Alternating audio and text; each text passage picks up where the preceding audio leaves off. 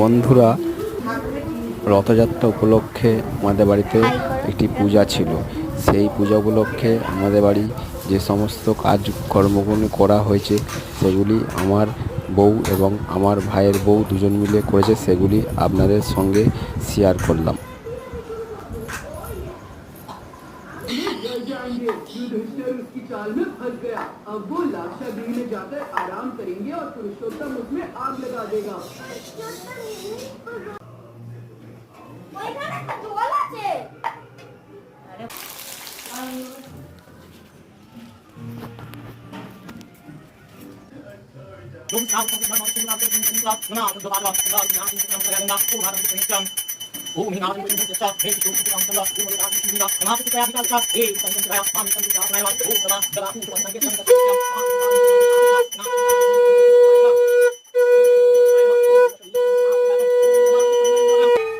অনেক অনেক